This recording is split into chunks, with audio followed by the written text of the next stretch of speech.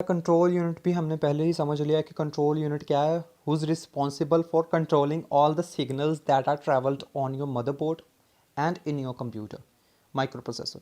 Okay, जितने भी आपके सिग्नल्स हैं ट्रांसफ़र हो रहे हैं from one place to another place, उनको कौन कंट्रोल कर रहा है, कौन उनको बता रहा है कि उसको कहाँ पे जाना है, कहाँ पे नहीं जाना है। ठीक है, दैट इज़ कंट्रोल यूनिट। ये सारा उसका जॉब है। तो अभी आपको सेकंड जो है, ऑपरेशंस क्या हैं। The computer accept information in the form of programs and data through an input unit and store it in the memory. Okay, ये उसके सारे काम होते हैं कि आपका जो भी कंट्रोल यूनिट होता है वो अर्थमेटिक लॉजिकल यूनिट से डेटा को फैच करता है, एंड देन अगर उसको मेमोरी में स्टोर करना है तो वो मेमोरी में स्टोर कर देगा। ठीक है, अगर आपको आउटपुट स्क्रीन पे बताना है तो वो आपके सिग्नल को आउटपुट स्क्रीन पे शो कर देगा।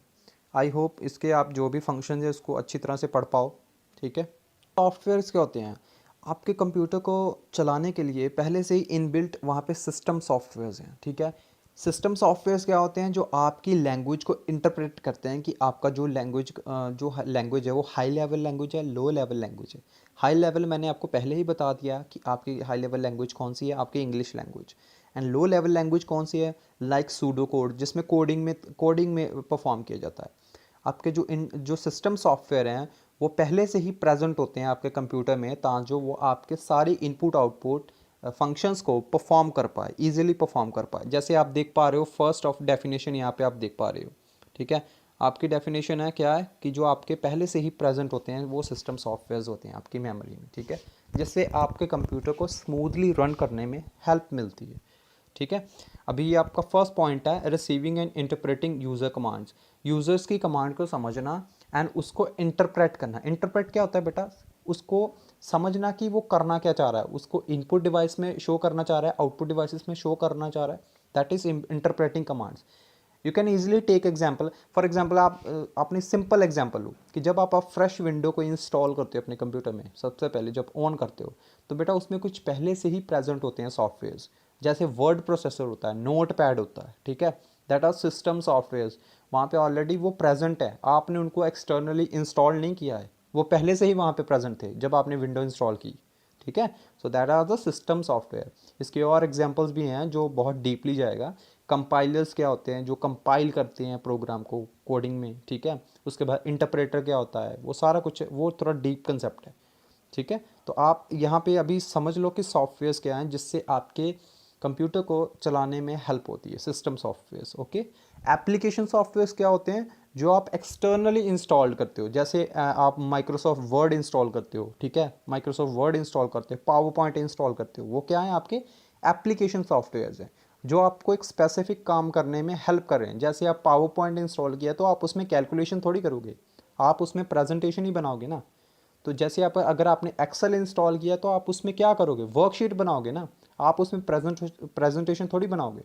ठीक है, so that is the application software, those are use for specific person reasons. Okay, उसके बाद नेक्स्ट है बेटा हमारा, ये सॉफ्टवेयर के कुछ एडवांटेजेस हैं, आप देख लेना एक बार।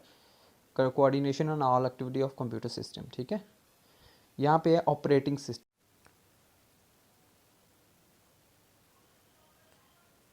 यस बेटा, नेक्स्ट हमारा टॉपिक है ऑपरेटिंग सिस्टम। बेटा ऑपरेटिंग सिस्टम कौन होता है, जो आपको ऑपरेट करने में हेल्प करता है, किसके लिए, मशीन पे, मशीन को आपको ऑपरेट करने में हेल्प करता है। अभी आपका लैंग्वेज अलग है, मशीन को अलग लैंग्वेज समझ आती है, पर ऑपरेटिंग सिस्टम क्या करता है, वो आपकी लैंग्वेज को समझता है एंड देन उसको कन्वर्ट करता है और कंप्यूटर को समझाता है उसकी लैंग्वेज में। So it's work like a mediator. तो ऑपरेटिंग सिस्टम क्या है बेटा, जो एक मीडिएटर की तरह काम करता है, that is a operating system. यहाँ पे डेफिनेशंस भी है, this is a large program और actually a collections of routines that is use to control the sharing of and interaction among various computer unit as they perform application programs. तो जो भी आपका function होगा, जो भी आपने उसको इनपुट आउटपुट परफॉर्म करवानी है कंप्यूटर से जो भी आपने काम करवाना है, वो किसके थ्रू आप करवाओगे, आप ऑपरेटिंग सिस्टम के थ्रू करवाओगे। ठीक है, ऑपरेटिंग सिस्टम जो है वो एक मीडिएटर है बीच में, जिसके थ्रू आप अपना काम अपनी मशीन से करवा रहे हो। ठीक है, आपकी मशीन को सिर्फ समझ आती है बाइनरी लैंग्वेज, वो आपकी इंग्लिश लैंग्वेज को नहीं समझता। ठीक है, अभी ये उसको कौन समझा रहा है, वो ऑपरेटिंग सिस्टम समझा रहा है कि भाई आपको इनपुट मिली है और आपको इस इनपुट पे प्रोसेस करना है। प्रोसेस मतलब उसके ऊपर काम करना है and then give it to the output to user. जो भी उसकी आउटपुट होगी वो ऑपरेटिंग सिस्टम कलेक्ट करेगा। किसकी आउटपुट होगी? जो आपकी मशीन की आउटपुट होगी। ठीक है, मशीन क्या है बेटा?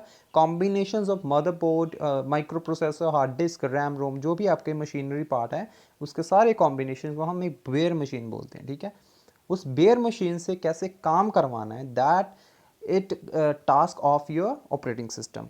जो टास्क है आपके ऑपरेटिंग सिस्टम का। आई होप आपको समझ आया होगा कि आपका ऑपरेटिंग सिस्टम कर क्या रहा है। ठीक है, आपका ऑपरेटिंग सिस्टम बहुत ज़रूरी हिस्सा है आपके कंप्यूटर को ऑपरेट करने के लिए। सो आप जब भी आप न्यू कंप्यूटर लेते हो तो सबसे पहले उसमें आप क्या डलवाते हो? विंडो डलवाते हो। ठीक है, तो विंडोज़ क्या है? एक ऑपरेटिंग सिस्टम है। लाइनक्स क्या है? एक ऑपरेटिंग सिस्टम है। और क्या होता है बेटा? डॉस, जो पुराने ऑपरेटिंग सिस्टम थे। तो अभी आप लाइनक्स देख पा रहे हो। अब आपके जो मोबाइल फ़ोन्स हैं वहाँ पे भी आपका लाइनक्स ऑपरेटिंग सिस्टम यूज़ हो रहा है। आप उसको एंड्रॉयड बोलते हो, बट जो आपका एंड्रॉयड ऑपरेटिंग सिस्टम है वो बेस्ड है लाइनक्स पे। ठीक है, जो आपका मोबाइल में ऑपरेटिंग सिस्टम चल रहा है ना, वो लाइनक्स बेस्ड ऑपरेटिंग सिस्टम है। आई होप आपको ऑपरेटिंग सिस्टम के बारे में समझ आ रहा होगा। यहाँ पे इसका सेकंड पॉइंट है, these task include assigning memory and magnetic disk space to program and data files, moving data between memory and the data units and handling input output operations. ठीक है, तो जितने भी आपके इनपुट आउटपुट ऑपरेशंस है, data को fetch करना है, डेटा को स्टोर करना है, वो सारा काम कौन कंप्यूटर को समझा रहा है? देखो, आपने तो कमांड दे दी कि मुझे ये डेटा को स्टोर करना है। ठीक है, बट कंप्यूटर को कैसे पता कि उसने वो डेटा स्टोर करना है? उसको नहीं आती है आपकी लैंग्वेज। तो बेटा जो ऑपरेटिंग सिस्टम है वो क्या कर रहा है? वो उसको आपकी लैंग्वेज समझा रहा है कि हाँ, ये हाई लेवल लैंग्वेज में ये बोल रहा है, और उसको बाद में वो बाइनरी लैंग्वेज में समझा रहा है कि आपने ये काम करना है। ठीक है, so that is the main task of your operating system. I hope आपको ऑपरेटिंग सिस्टम अभी क्लियर हो चुका होगा। Okay, so thanks for today.